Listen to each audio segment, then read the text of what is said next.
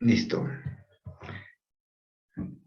El día de hoy vamos a revisar el tema correspondiente a la evaluación de la esfera afectivo-emocional que tiene que ver con el nivel de la personalidad. Vamos a tratar de abordar directa e indirectamente el 11 y el 12 relacionado con el análisis de la subjetividad, tanto en el plano individual como en el plano social.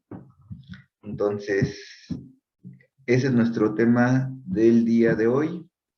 ¿Qué debemos de comprender? ¿Por qué es importante abordarlo en las personas con daño cerebral?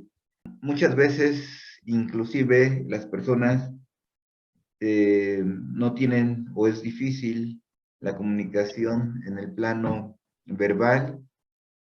Y entonces tenemos que buscar otras formas, aun cuando la persona puede expresarse, debemos de acceder a este nivel complejo, profundo y no agotarlo únicamente con la descripción directa que realizan las personas. Ayuda también lo que vamos a revisar hoy para analizar esfera de motivos y necesidades, pero también para la esfera afectivo-emocional, pero hoy nos centraremos en el carácter de sentidos y significados. Entonces, ¿qué debemos de tener en cuenta? ¿De dónde debemos de partir? La relación entre lenguaje y pensamiento que estableció Vygotsky en relación a que el lenguaje expresivo va, de acuerdo a este esquema, de arriba hacia abajo, o sea, de la esfera motivacional hacia el lenguaje, mientras que el lenguaje comprensivo va en sentido contrario, de la palabra hacia el descubrimiento de la esfera motivacional. En este proceso de expresión, comprensión, se da el proceso de transformación de pensamiento de aquí arriba hacia abajo en lenguaje y al revés, de lenguaje en pensamiento. Entonces, para Vygotsky, el pensamiento se relaciona más con la esfera motivacional que con la esfera cognitiva. Es quien permite dar cuenta de las necesidades, inclinaciones, intereses, motivos, afectos y emociones. En ese proceso de transformación, a partir de esa intencionalidad, se transforma primero o se expresa en el pensamiento de dos formas clásicas que se ha descrito como resolución de problemas y como unión de cosas. Por supuesto que está vinculado con el proceso de abstracción, con el proceso de elaboración del significado, pero antes propiamente de el carácter semántico está este nivel de la idea. En ese proceso, donde el objetivo es transformar justamente el sentido en significado, tenemos un siguiente nivel que es lo que se denomina en enfoque histórico-cultural como lenguaje interno. Aquí quien predomina justamente es el sentido. Este lenguaje interno tiene, a diferencia del externo, un carácter semántico. Por supuesto que se puede identificar el nivel del significado y la clasificación objetal de la palabra, pero el valor predominante es a partir del sentido. ¿Qué características tiene? Pues es un lenguaje predicativo, es decir, no tiene un carácter desplegado, no se elabora con los dos componentes de sujeto y predicado, porque el sujeto se da por hecho, se conoce, sino se expresa fundamentalmente en forma predicativa. Y bueno, en este paso de transformación, tenemos el siguiente nivel, que ya corresponde al lenguaje externo, el cual sí o es predominantemente de carácter fásico. Es decir, es gramatical, es sintáctico y puede expresarse tanto de forma oral como escrita. ¿Qué quiere decir que es gramatical? El interno es agramatical o en los términos que conocemos, o sea, en términos lingüísticos estrictamente, no tiene sujeto y predicado, como si el lenguaje externo. En términos psicológicos, existe, por supuesto, tanto a nivel psicológico, tanto en el plano interno como en el nivel externo, existen ambos componentes. O sea, en lugar de sujeto y predicado gramatical, se refieren como sujeto y predicado psicológicos. Sujeto psicológico, predicado psicológico. Ahorita nos veremos a qué nos referimos. Pero entonces, finalmente, la forma más condensada se expresa en una palabra, que es la mayor abstracción, y que ahí se expresa ideas enteras, a partir, decíamos, de las ideas que se intentan comunicar. Entonces vemos cómo este proceso de transformación de lo interno en lo externo, del pensamiento en palabra, es también una transformación del sentido al significado y a la expresión de distintos signos que configuran eh, fundamentalmente las palabras. Entonces, ¿qué nos dice Svetkova?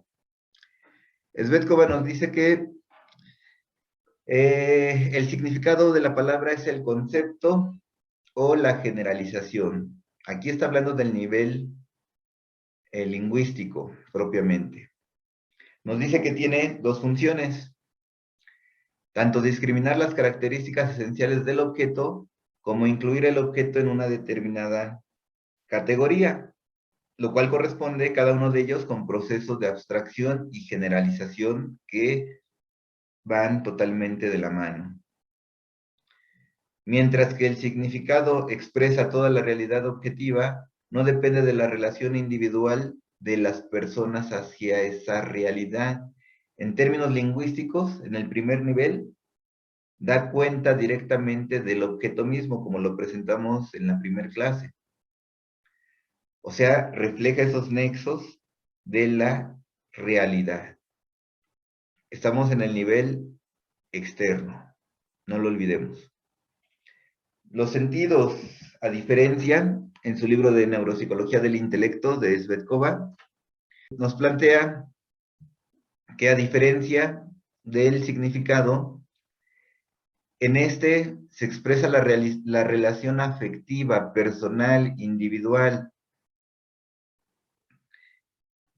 hacia la palabra y, por supuesto, lo que se refleja en ella, o sea, los fenómenos de la realidad. Y estos surgen totalmente a partir de los motivos, intereses, necesidades personales de la actividad individual. Por supuesto que es un proceso dirigido, de ahí que la palabra sentido la conozcamos en otros ámbitos por la dirección que otorga en cualquier tipo de contexto en el que se utiliza.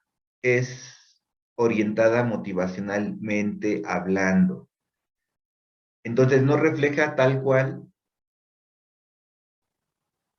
las relaciones del objeto, sino, decíamos en la primera clase, lo que yo le atribuyo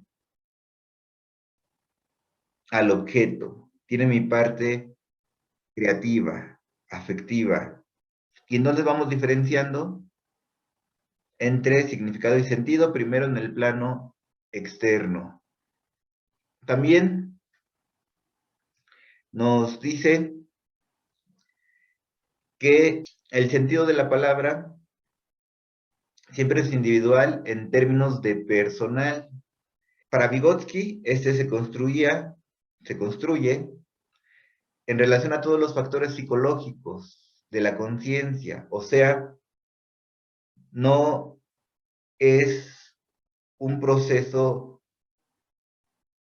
a nivel de lo cognoscitivo, o sea, es una totalidad. El sentido siempre refleja toda la conciencia, por mucho que solo analicemos un nivel, por ejemplo, lo lingüístico o el pensamiento, el sentido emerge a partir de todos los elementos que se han configurado previamente. Como todos los procesos psicológicos, es social desde su origen y, decíamos, depende de toda la historia vital y emocional y de sus cualidades personales, de acuerdo a lo que plantea León Diez. Es una categoría tan compleja, aparentemente, bueno, lo es en realidad, pero es una categoría que por su complejidad ha sido abandonada en varios campos, no digamos solo en la neuropsicología,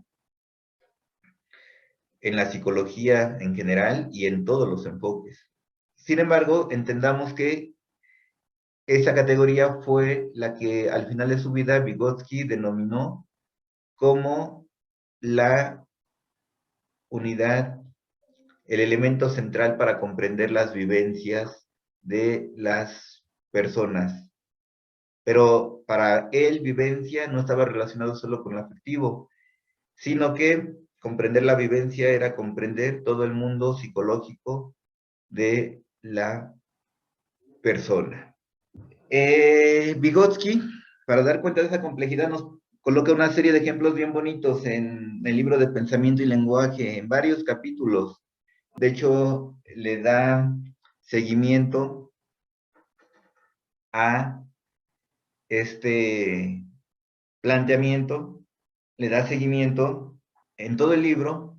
Llama la atención que muy pocos lo recuperan, revisores, lectores, analíticos, pero nos permite entender por qué mismo Vygotsky fue señalado como metafísico, tachado, prohibido, censurado, por una teoría que parecía alejarse de lo materialista, porque no era comprendido, porque a pesar de que era lo más materialista dialéctico que podía existir, no era comprendido y la no comprensión hacía pensar que era más bien idealista con lo que planteaba.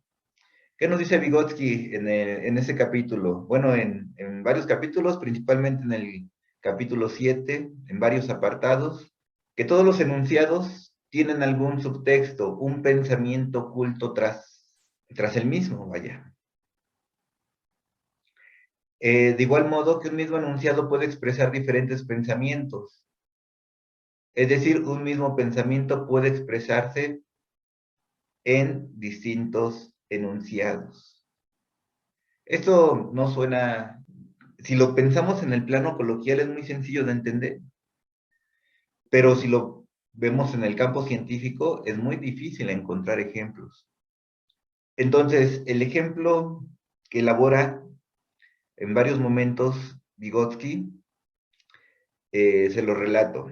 Están dos personas, bueno, está una persona en dos personas, sí, en una habitación, se cae, bueno, más bien, se para el reloj, llega una persona y pregunta, ¿qué ha pasado? ¿No? Está una persona con el reloj, se cae ese reloj, llega otra persona, pregunta, ¿qué pasó? ¿No? ¿Qué sucedió? Y entonces, o directamente, ¿por qué se ha parado el reloj? Lo que gramaticalmente, en el plano externo, contesta la persona que es cuestionada, dice, el reloj se ha caído. Pero nos dice Vygotsky, lo que realmente quiere decir está entre líneas, está en el mundo interno, y hace la interpretación Vygotsky. Lo que él está diciendo es, no lo he estropeado yo, se ha caído. Y nos dice que además, ese mismo pensamiento, en el ejemplo de lo que estamos revisando, se puede expresar de diversas formas. Otro ejemplo, otra alternativa que nos da, es, no acostumbro a tocar las cosas ajenas, yo estaba limpiando el polvo.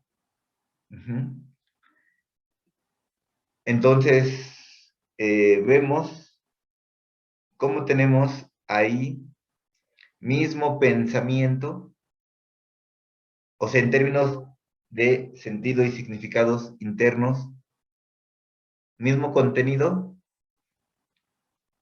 pero en dos elaboraciones distintas.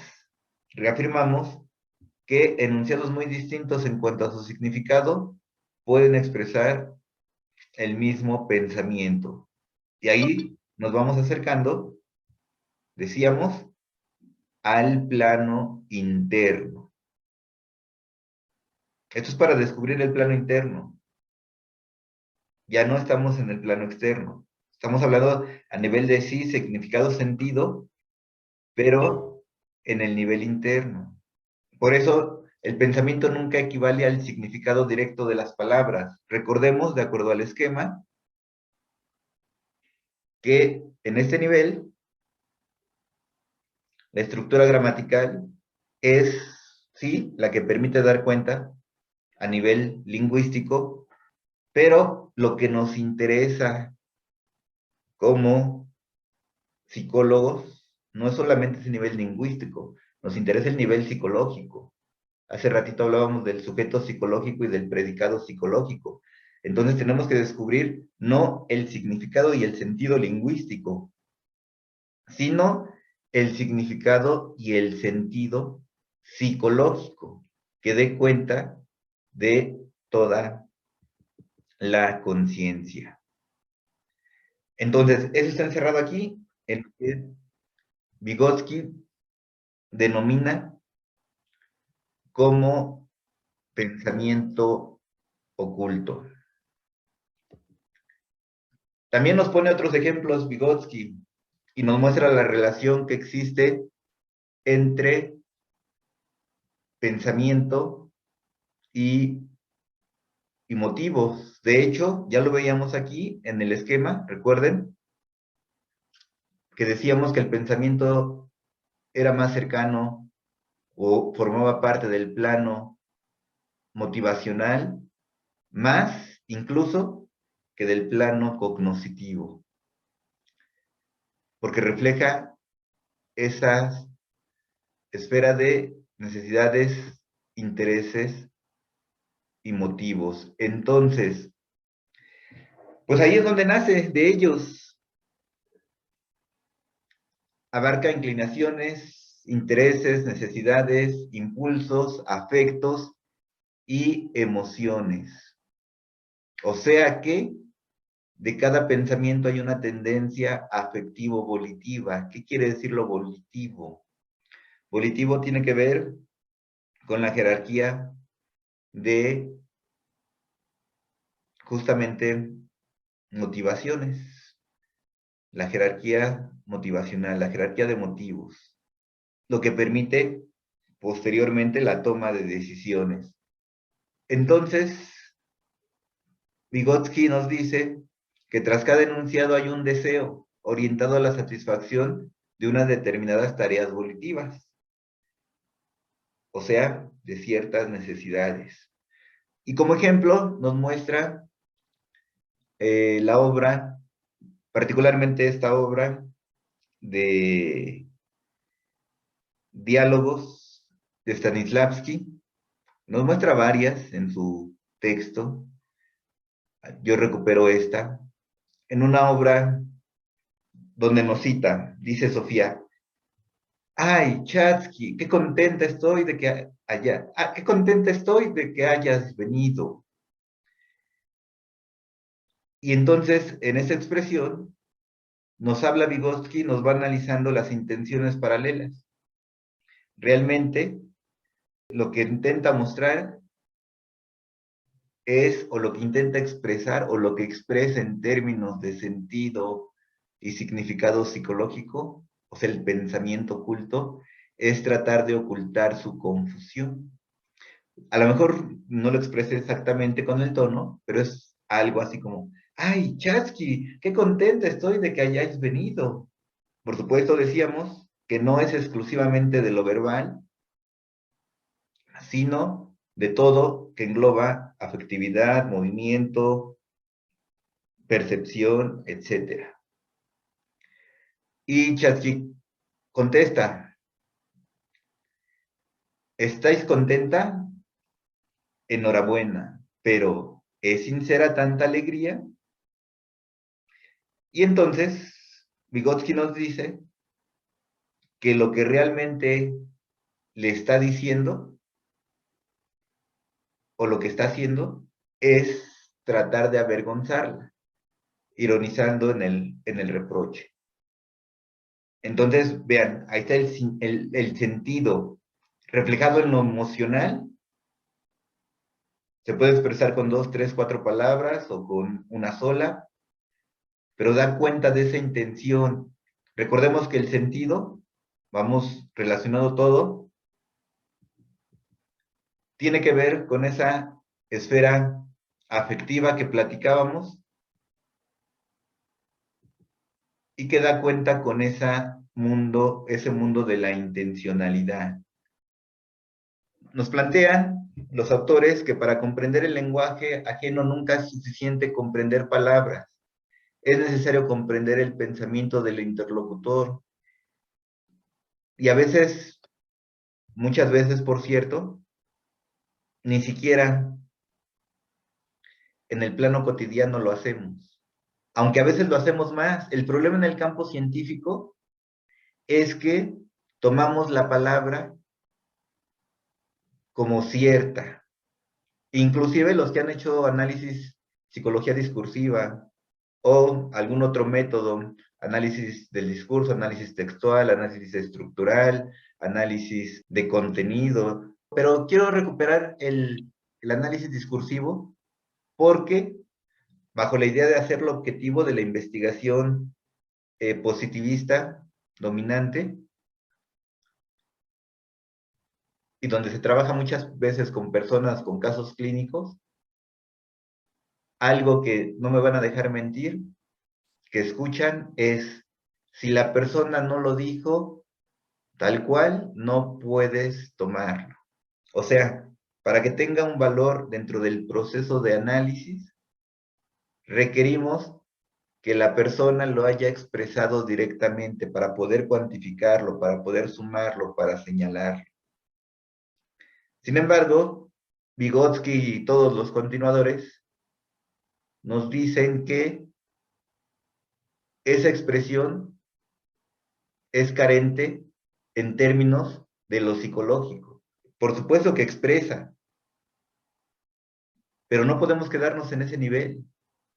Tenemos que analizar el plano interno propiamente psicológico, porque si no es una comprensión incompleta. Nuestra tarea como neuropsicólogos, como psicólogos clínicos, como psicólogos de cualquier área, desde este enfoque, es comprender el plano más profundo y más oculto del pensamiento verbal, su motivación. Y este nunca sale de forma directa. Se requiere el trabajo de interpretación. Recopilando, Vygotsky nos dice nuevamente que la palabra es la suma de todos los sucesos psicológicos evitados en nuestra conciencia gracias a la palabra. En ese sentido, González Rey desarrolla esas ideas y nos dice que esa categoría es la que refleja la unidad entre emociones y procesos simbólicos. Y que ese nivel, el nivel interno, no el nivel externo, no el nivel gramatical, sino el nivel psicológico, está compuesto simultáneamente por los dos planos, significado y sentido, pero que justamente el significado es apenas una de las zonas del sentido, la más estable. Pero esto permite entender por qué un mismo sentido puede expresarse de diversas formas, a través de diversos significados. Lo que veíamos en la diapositiva anterior, recordemos de qué estamos hablando, no hay que perdernos. Aquí veíamos el caso de, ante la pregunta, ¿por qué se ha parado el reloj? Y ante la respuesta, el reloj se ha caído, decía Vygotsky que se puede expresar de dos formas distintas. Vean, aquí tenemos dos significados distintos. El primero, cuando dice, no lo he estropeado yo, se ha caído. El segundo, no acostumbro a tocar las cosas ajenas, yo estaba limpiando el polvo. Ay. Pero, ¿cuál es el sentido? Díganme cuál es el sentido de estos dos, que es el mismo sentido. ¿Quién me dice? Intencionalmente, ¿qué está diciendo en una palabra? ¿Cuál es la intencionalidad? ¿Cuál es el sentido? ¿Un sentido de qué? ¿Cuándo lo hacen ustedes? ¿Cuando tratan de qué? Recuerden el contexto.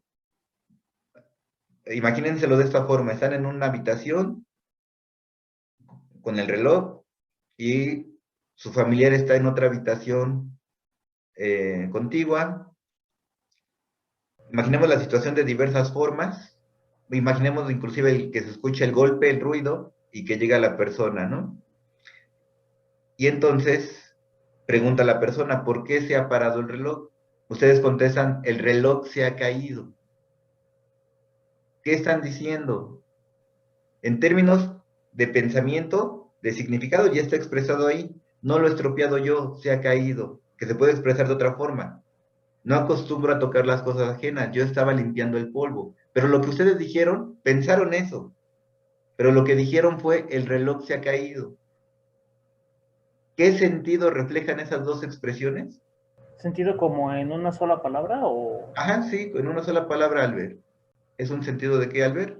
de defensa? Así es. Como, Muy bien, Albert. De defensa, de justificación. Exacto. Esa es la intencionalidad.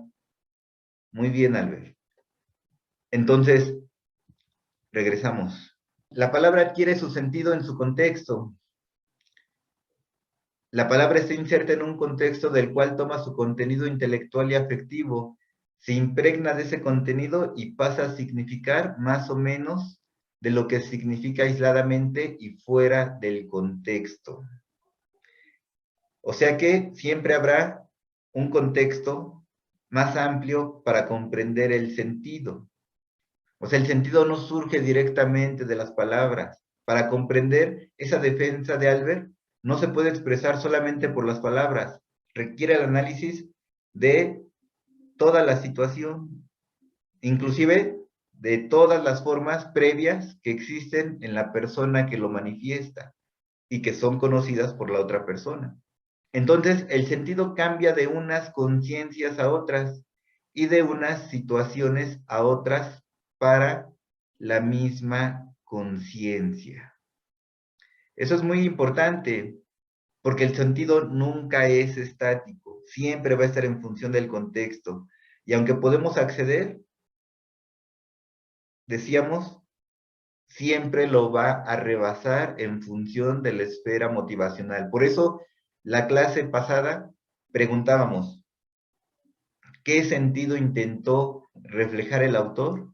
¿Y qué sientes tú al observar el cuadro? ¿O para ti qué representa? ¿O cuál es el sentido para ti? Son dos puntos distintos en función del contexto. ¿Se pueden diferenciar? Sí, pero siempre es cambiante. Vygotsky nos dice que la palabra cobra sentido en el contexto de la frase, pero la frase lo toma del contexto del párrafo, pero el párrafo lo debe al contexto del libro, y el libro lo adquieren en el contexto de toda la creación del autor. Y así nos señala o nos da la ruta para comprender. Aquí está hablando de una obra, pero es lo mismo para comprender sentidos, significados de una persona. Hay niveles, pero siempre tomamos como referencia el contexto en lo que se inserta justamente. Y es importante saber si estamos dando cuenta del sentido a lo que yo me acerco o de mis propios sentidos en relación a lo que estoy contemplando. Nos dice Vygotsky, siguiendo a Paulan, el sentido está relacionado con la palabra en su conjunto, no con cada uno de sus fonemas. El sentido de la oración está relacionado con la frase. Por eso sucede que podemos sustituir una palabra por otra sin alterar el sentido. Y, insisto, volvemos al ejemplo pasado. No lo estropeado yo, se ha caído. Son palabras totalmente distintas a no acostumbro a tocar las cosas ajenas, yo estaba limpiando el polvo, pero ambas reflejan exactamente el mismo sentido. Esto es lo que nos está diciendo. El sentido se separa de la palabra y de esa forma, paradójicamente, se conserva. Las palabras pueden existir sin sentido, también, así como el sentido puede existir sin palabras. ¿De qué depende que haya sentido? De que haya intencionalidad. Por eso, cuando exploramos, requerimos que esté emocionalmente conectado, con disposición la persona, con interés. No queremos que sea neutral, no. Queremos que esté motivada frente a las tareas de expresión. Porque en tareas no relevantes para la persona, será difícil que exprese sentidos. Se requiere una alta expresión de emocionalidad y de reflexividad para poder ir a su encuentro.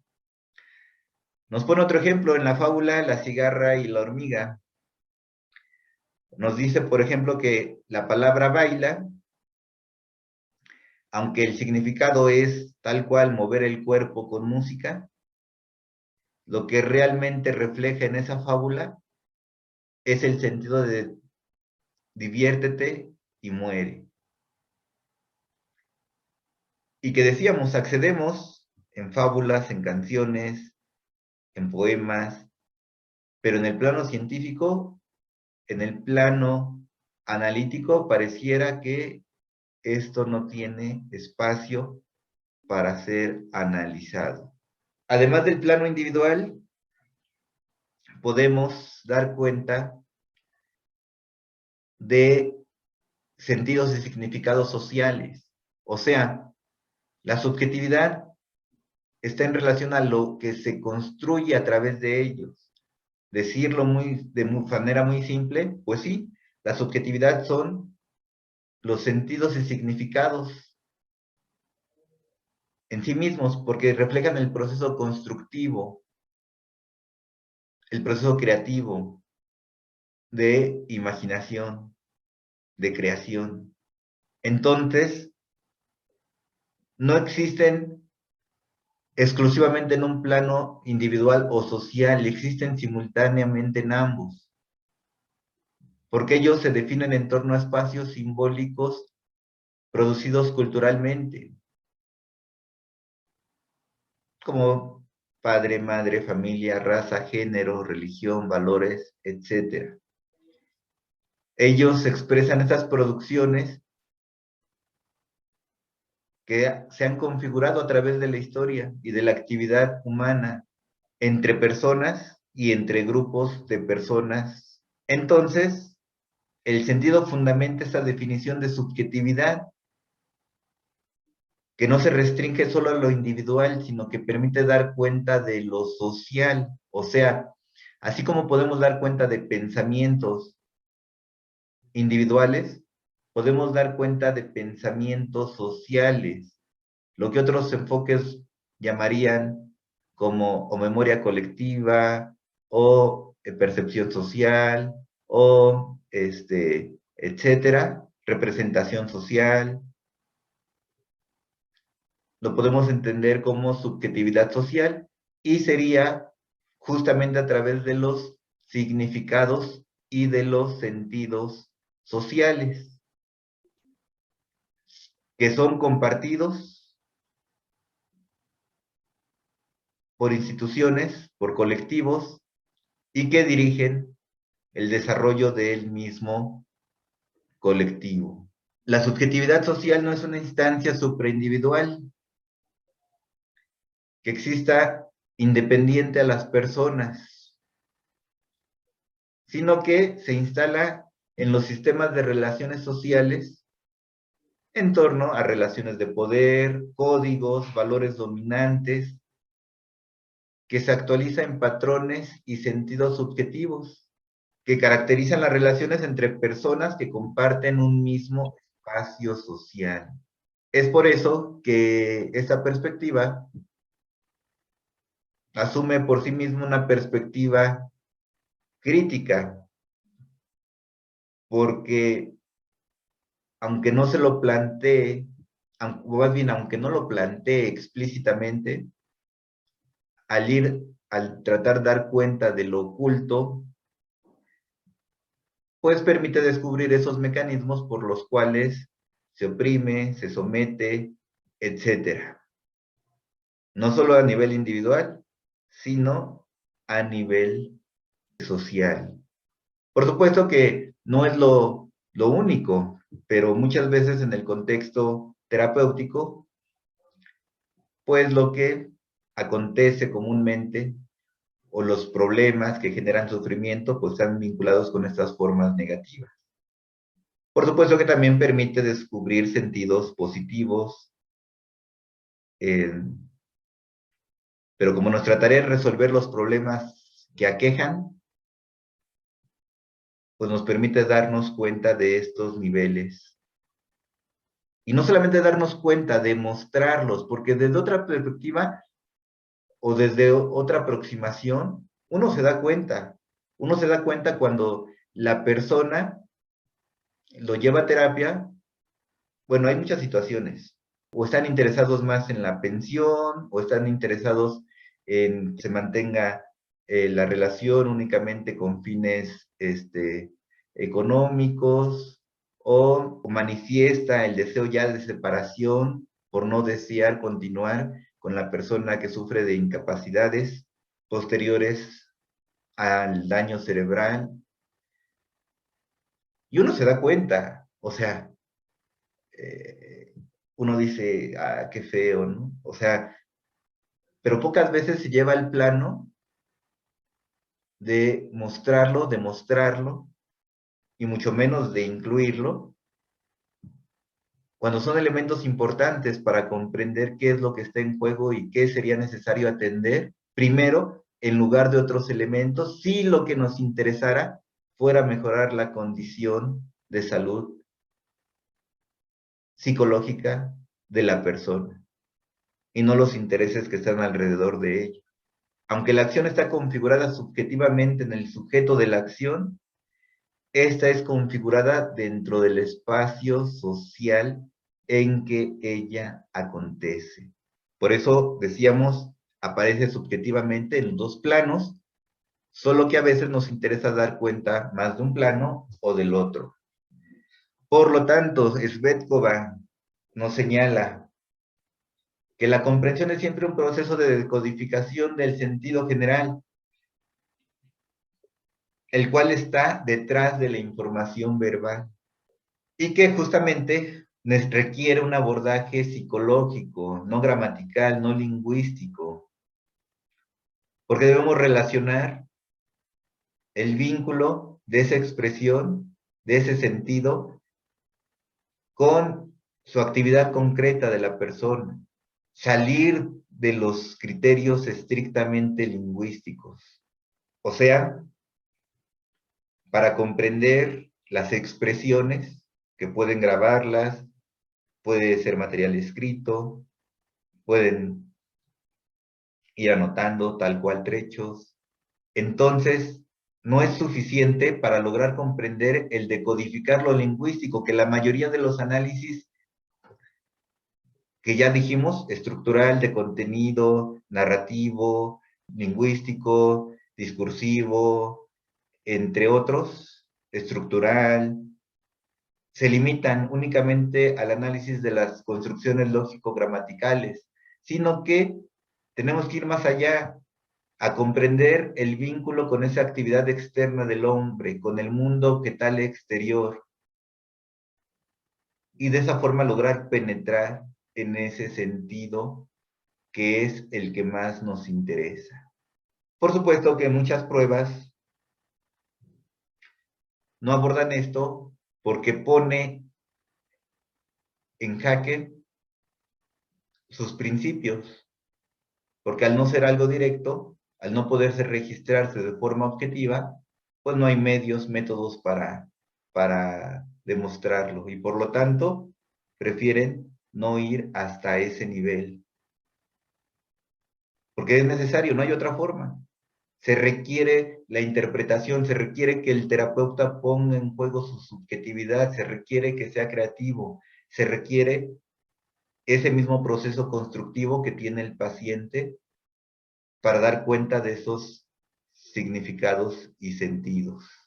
La comprensión de un sentido rebasa los límites de la comprensión consecutiva de las oraciones.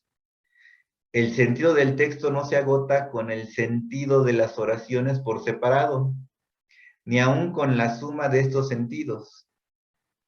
El sentido actúa sobre las oraciones que conforman el texto. El eslabón más esencial en la comprensión del texto es el análisis interno del sentido. Es necesaria la formación sobre la base de un análisis, de una hipótesis sobre el sentido general del texto, la salida hacia el subtexto, a veces hacia los motivos, los cuales permanecen ocultos detrás del texto. Entonces, si la persona, si su pareja les dijo algo y ustedes lo tomaron literal, Vygotsky diría, es importante, pero tenemos que comprenderlo todo a nivel del sentido. Porque muchas veces sucede que lo que comunicamos a nivel lingüístico no corresponde con el sentido. De ahí que muchas personas sean fáciles de engañar. Pero si nosotros aprendemos a hacer este análisis del sentido, no quiero decir que se van a volver personas que no puedan ser engañadas, pero es más fácil acceder, es más fácil comprender. Y por supuesto que implica la manifestación, decíamos, de toda la conciencia. Por supuesto que esto en psicoterapia es también algo muy importante, porque es el proceso reflexivo que lleva hacia la conciencia, que la persona no solamente descubra sus motivos y necesidades, sino descubra su intencionalidad, sus sentidos, sus representaciones, que él mismo construya, que él mismo pueda llegar a otro nivel, que a veces, aunque son de una misma persona, se requiere un proceso analítico para que esto se vuelva consciente. El ejemplo que siempre me gusta colocar, muy claro, es cualquier fábula, pero una fábula que conocen todos, aunque no hayan leído a Esopo, han visto comerciales sobre esta fábula o han comido cereal, el cereal relacionado con esta fábula, de la liebre y la tortuga. Veamos. Cierto día, una liebre se burlaba de las cosas, de las cortas patas y lentitud al caminar de una tortuga, pero ésta, riéndose, le replicó: puede que seas veloz como el viento, pero yo te ganaría en una competencia. Y la liebre, totalmente segura de que aquello era imposible, aceptó el reto, y propusieron a la zorra que señalara el camino y la meta.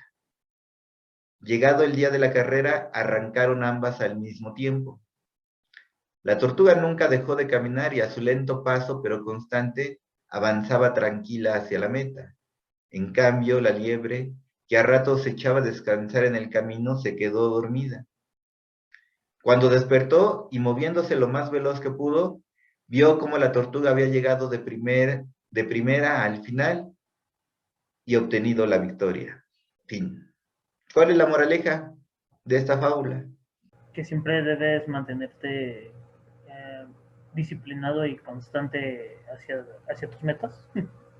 Bien, ahí tenemos una forma de expresar.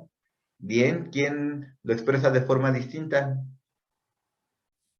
Tal vez desde la perspectiva de la liebre sea que no te confíes, una cosa así.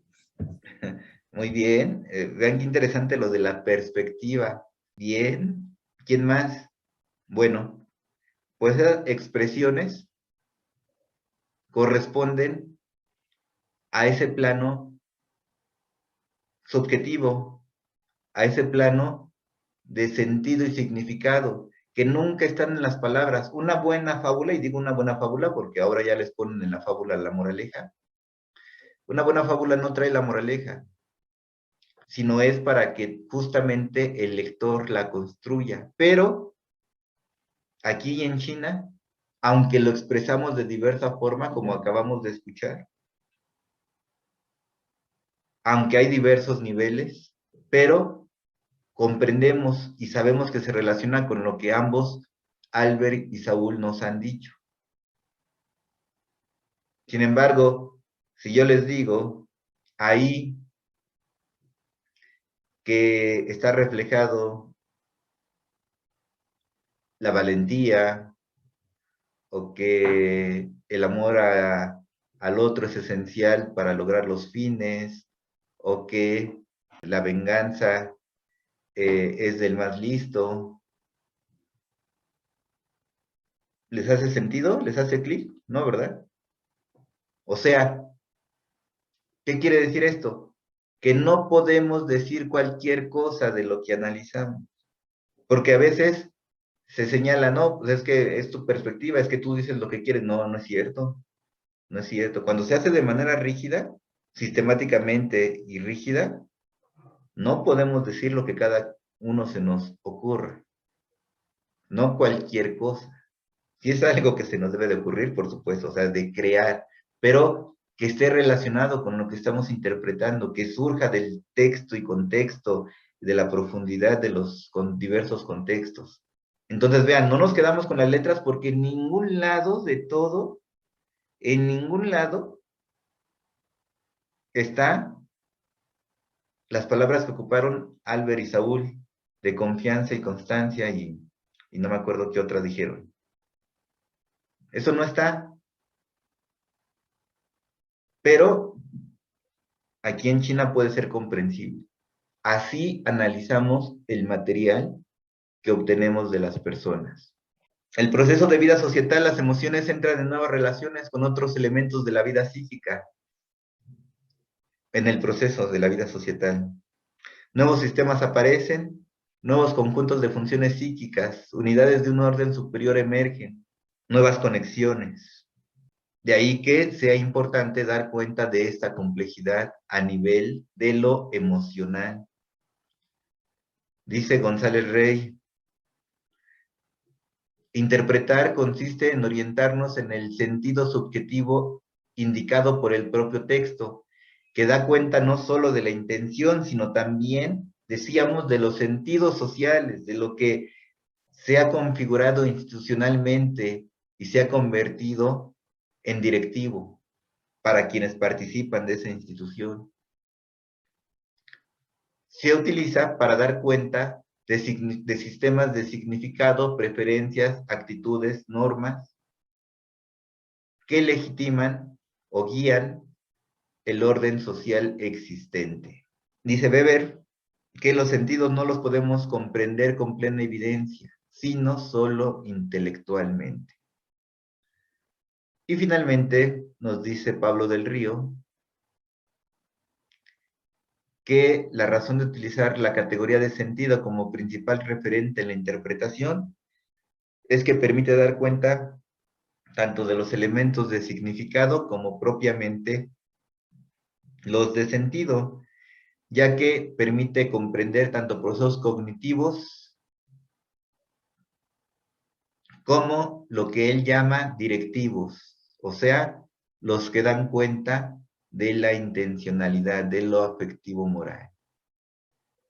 Si bien también nos permite acceder a ese nivel de la creencia, representación que otros enfoques dan cuenta, como el enfoque cognitivo, no se agota en ello.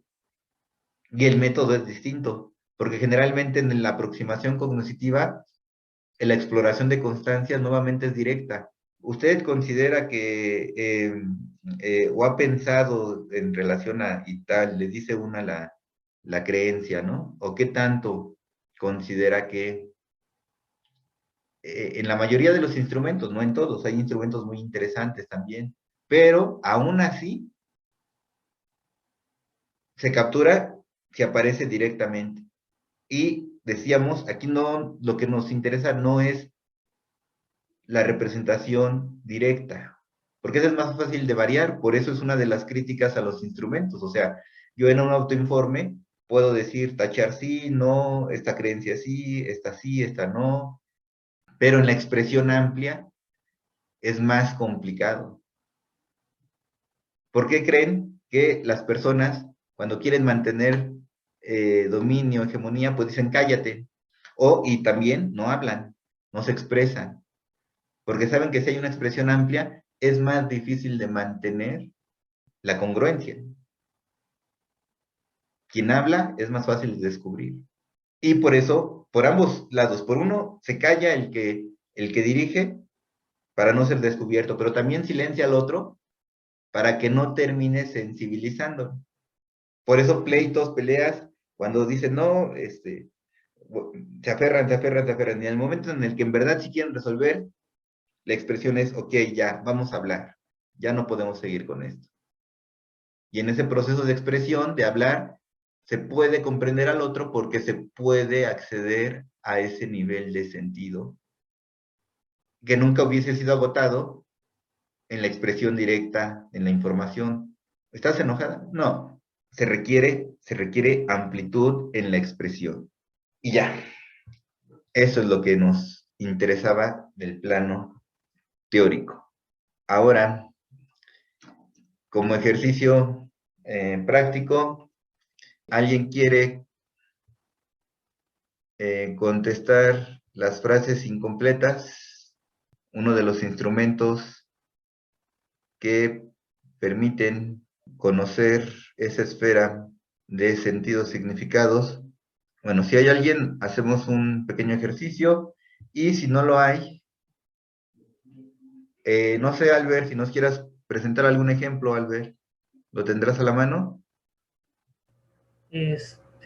No, me temo que no. Permítame 5 minutos. Pedro quiere decirnos algo. Te escuchamos, Pedro. Si quiere yo participo en las frases incompletas. Ok, totalmente abierto, ¿sí? Sí. Ok, bien. No vamos a analizar todo, por supuesto, pero vamos a ver cómo está su esfera de sentidos y significados de Pedro en este momento, con su permiso que nos acaba de otorgar. Yo voy escribiendo. Bueno, tú ya conoces la instrucción, pero te la vuelvo a decir para quienes no la conocen. Vas a contestar estas frases. Yo te voy a dar el inductor, o sea, la primera parte, y tú lo vas a completar con lo primero que venga a tu mente. Por favor, expresa tus verdaderos sentimientos, ideas u opiniones. No lo pienses mucho. Puedes expresar una palabra o muchas palabras. Lo importante es que sea lo primero que venga a la mente. Si no viene a tu mente nada, puedes decirnos que pasas a la siguiente. Y si después quieres regresar, adelante. Si no, así está bien. Preferimos que si algo no nos quieres decir, nos digas, no quiero compartirlo y pasemos a la siguiente, a que busques algo solamente por contestar. No hay respuestas buenas o malas. Solo queremos conocerte y comprenderte para que tú mismo avances en la autocomprensión. La primera, me gusta, Estar con amigos. ¿ok? El tiempo más feliz. Está por venir. ¿Está qué, perdón? Por venir. Ok, gracias. Quisiera saber, Más de lo que sé ahora. lamento, Haber desperdiciado tanto tiempo. mi mayor temor, Es fracasar en mis objetivos. en la escuela, Estudiaba. no puedo, No puedo dejar de intentarlo. sufro, En ocasiones, fracasé, en no prever algunas cosas. la lectura, Es algo muy importante. mi futuro,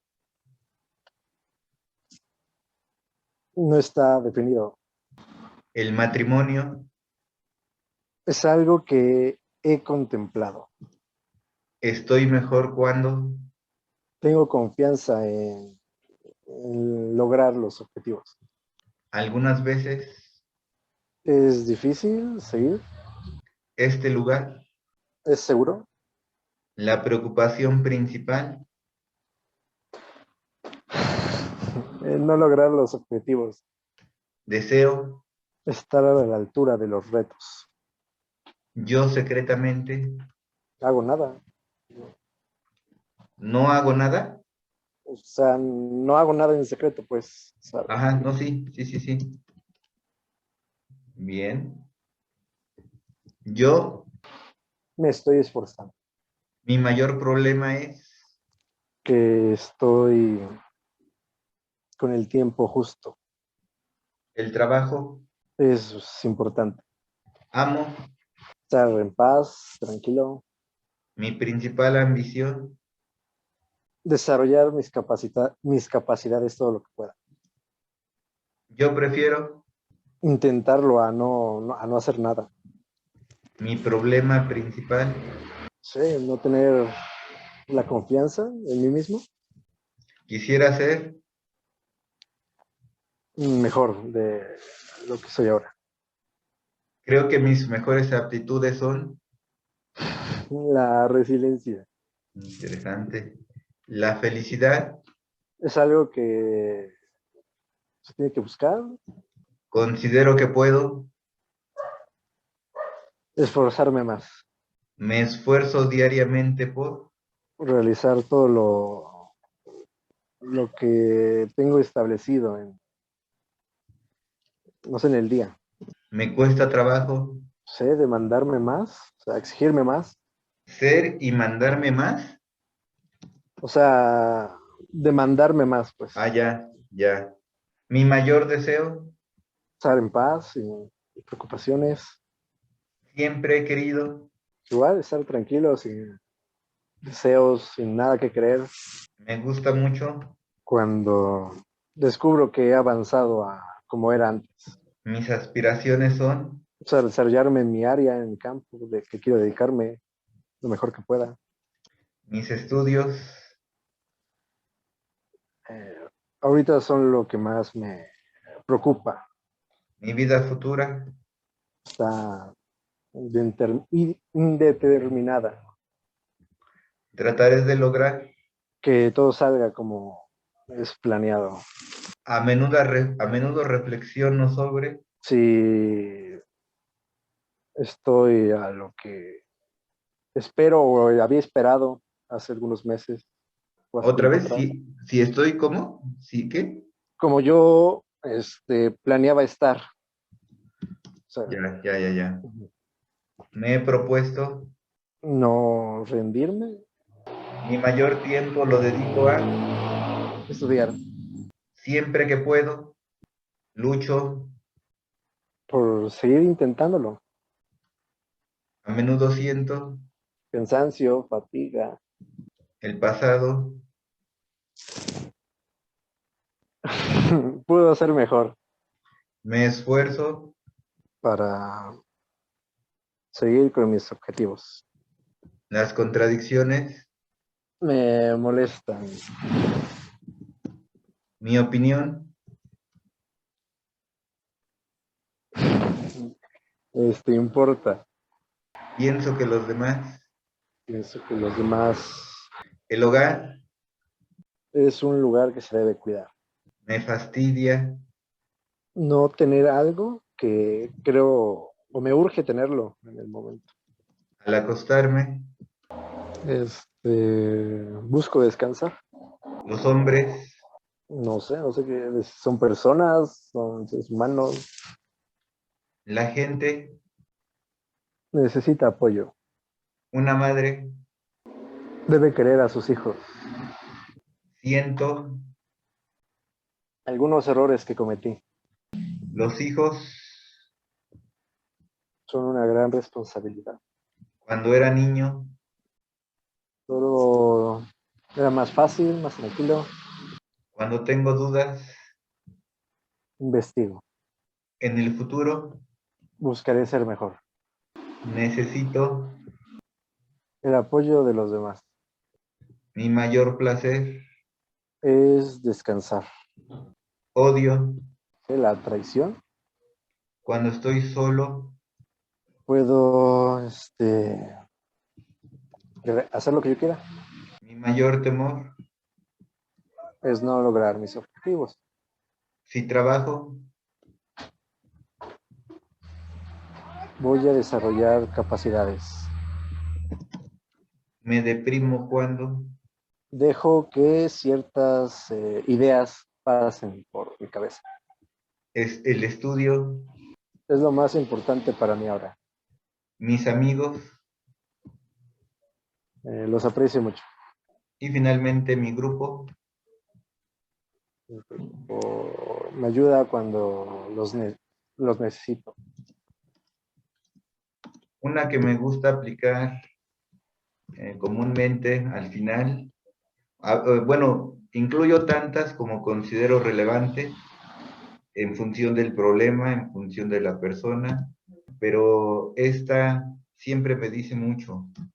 Me hace falta decir que, Que debo buscar una felicidad más real, más humana.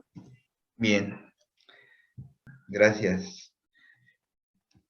Posterior a esto, lo que se realiza es una tabla para sistematizar. ¿Qué van a colocar en la tabla? Colocan, a mí siempre me gusta partir del trecho, en este caso justamente son, o bueno, o más bien también denominados, inclusive pongámosle así mejor, indicadores. ¿Indicadores de qué? Que no son otra cosa que trechos.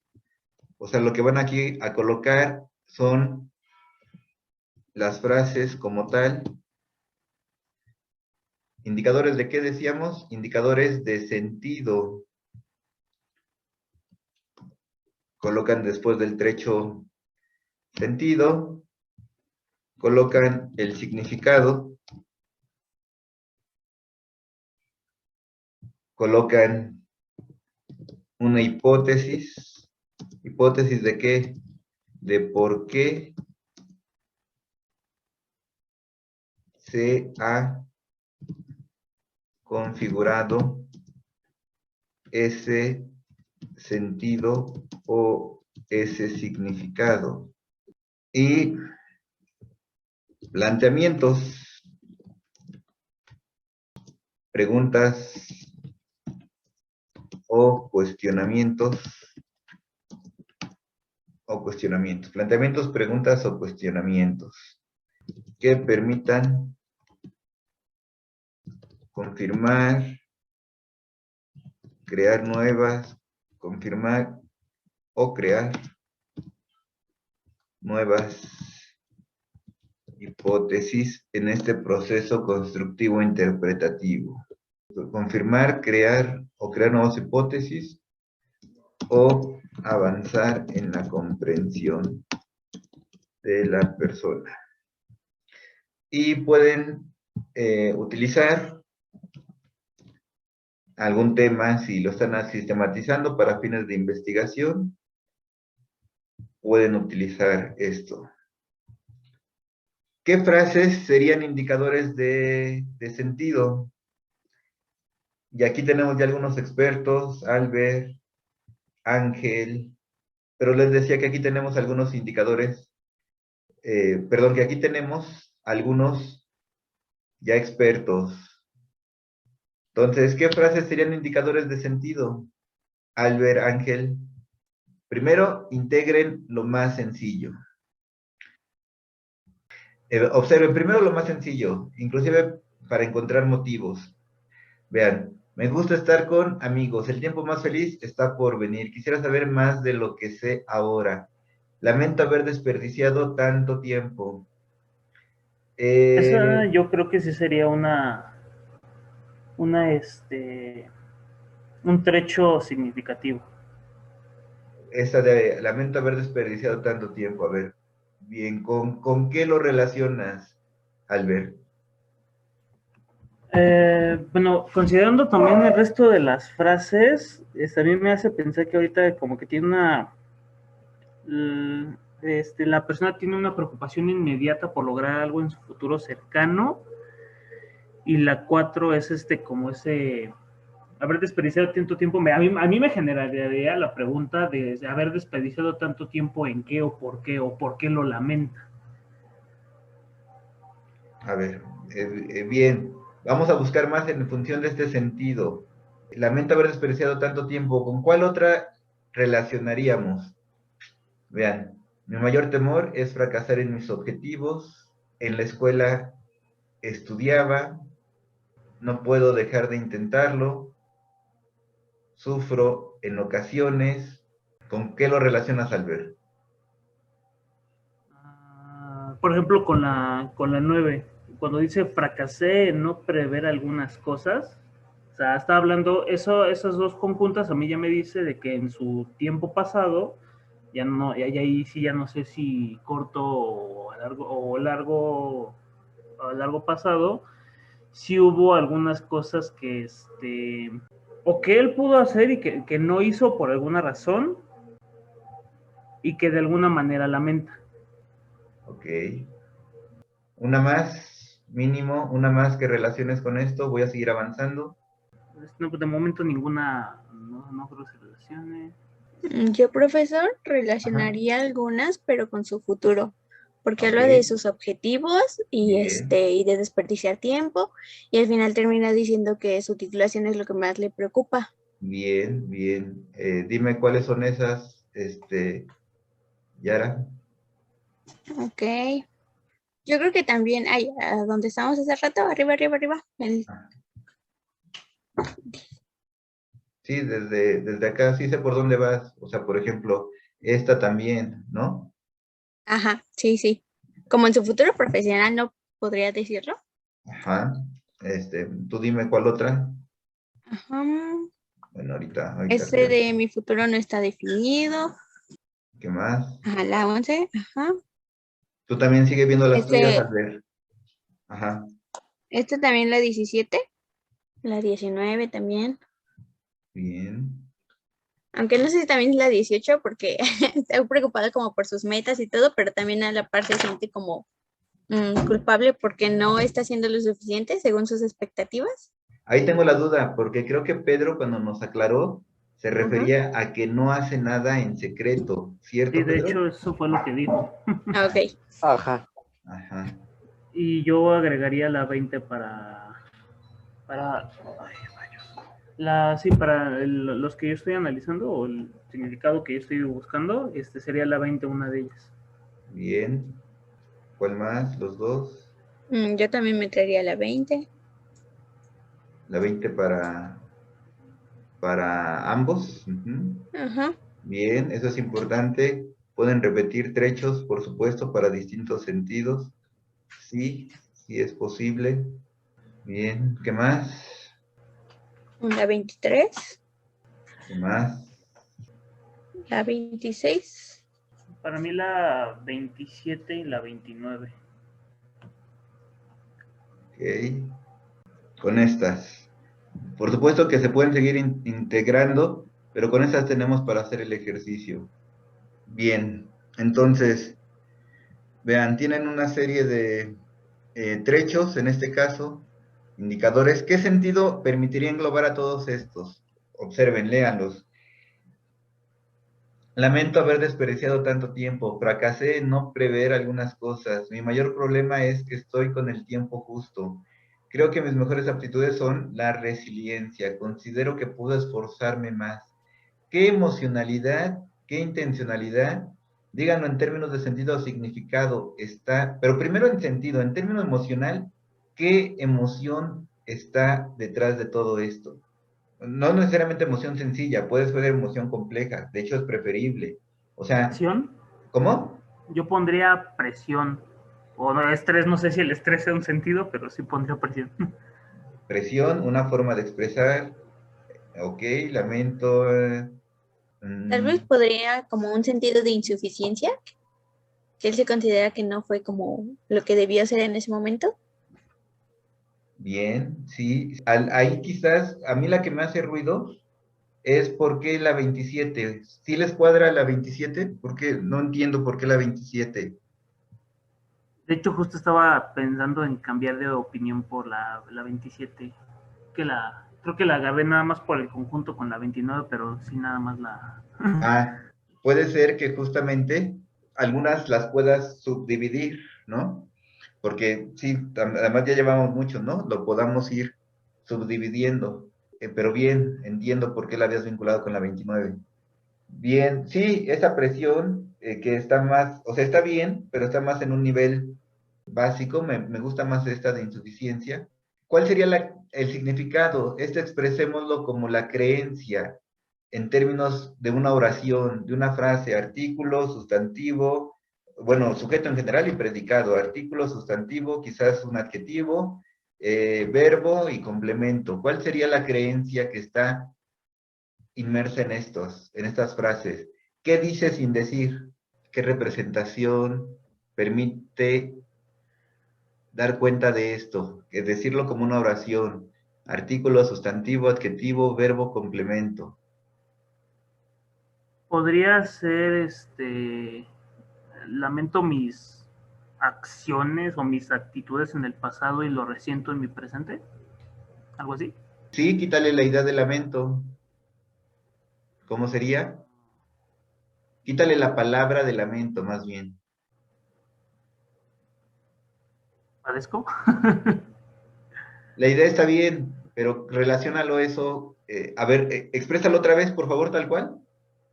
Lamento mis acciones en el pasado y lo resiento en el presente. Ajá, ¿cómo vinculo a las dos? Que las acciones del pasado, ¿qué? Se resienten en el presente. Sí, de alguna forma. ¿Alguien lo quiere pulir? ¿Alguien tendrá algo distinto que decir? ¿Cómo amplió los de se resienten? ¿Qué significado tiene el resiente? Pues podría ser incluso como que la idea de tener miedo al fracaso,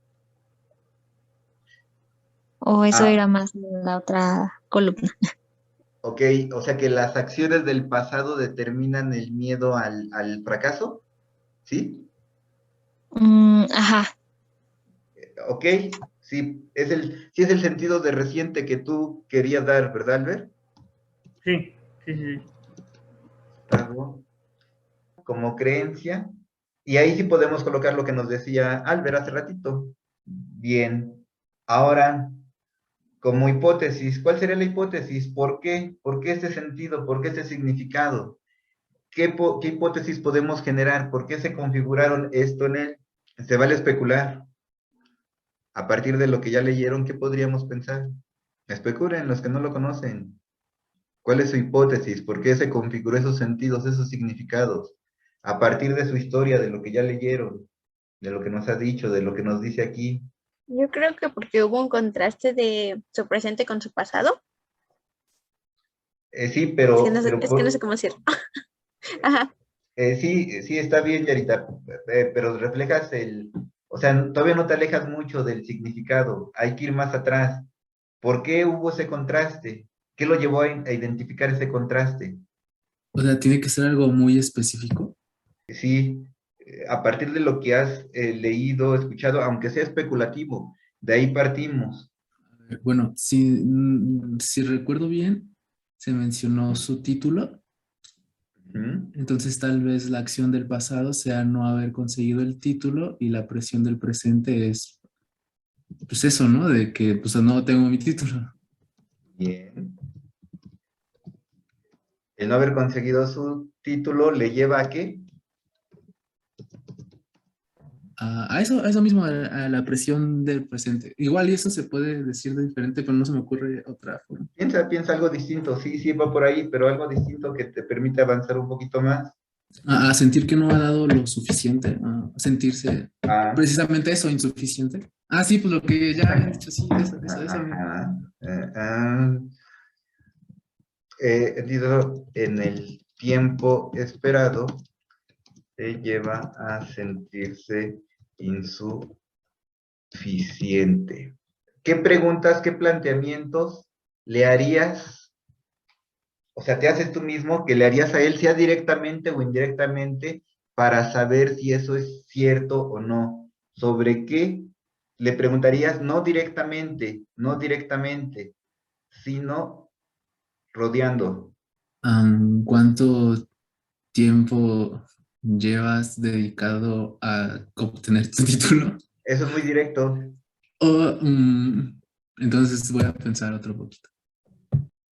Piensen, ¿qué le preguntarían bajo esta lógica para que no fuera directo? Piensen cuando le quieren preguntar algo a su pareja y dicen, no, no se lo puedo preguntar directo, mejor le pregunto sobre esto y sin que les conteste, sin que les pregunten directamente, les contesta lo que a ustedes les interesa. Así piénsenlo de esa forma. ¿Qué le preguntarían aquí? ¿Hay algo que lamentas de tu pasado? No, eso está muy general. Eso Ok. está muy general y ya está claro, O tal cual, ¿en qué sientes que has desperdiciado tu tiempo? pero es muy directa. Es muy Oh, rayos. directa. Está bien. Vean, les voy a dar un ejemplo. ¿Cuáles eran tus metas a cumplir en esta edad cuando tenías, por ejemplo, 15 años? No le preguntas directo, ¿sale? Pero estás en lo que nos interesa. ¿Cuál sería el tema? ¿De qué estamos hablando? ¿De qué tema en los trechos, en los sentidos, en los significados, sobre qué estamos hablando? En términos de contenido, eso es lo más sencillo. En términos de contenido, ¿de qué estamos hablando? ¿De qué hablamos? Esto sí es de lo directo. ¿De qué hablamos? ¿De qué, directamente de qué hablamos? ¿De sus De, estudios? A ver, ¿qué otras propuestas tenemos? Estudios, ¿qué más? Del título. Del título es algo que podría ser relevante, de la obtención del título, en términos de significados, perdón, en términos de lo directo, del contenido, pero, o sea, sí, aún así, pues surgió aquí interpretativo, porque directamente aquí nunca habló del título, ¿verdad? Pero sí es del tema que podríamos relacionarlo. Eso depende de los objetivos de investigación, de las categorías generales, eso puede ser a partir de categorías generales. Ahorita pues no tenemos investigación, entonces podemos hablar de manera general. Y bueno, ese mismo proceso se realiza exactamente para todo, vamos a decir, el contenido de la persona.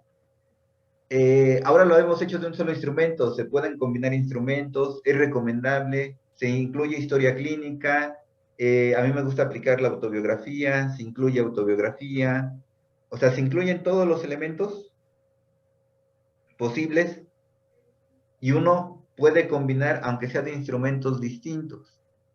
Y esto es importante, por supuesto, para el terapeuta, pero también a veces, y eso, Ángel, aunque no puede hablar ahorita, es lo que decíamos que en la práctica psicoterapéutica es muy útil cuando lo mostramos para que la persona genere conciencia.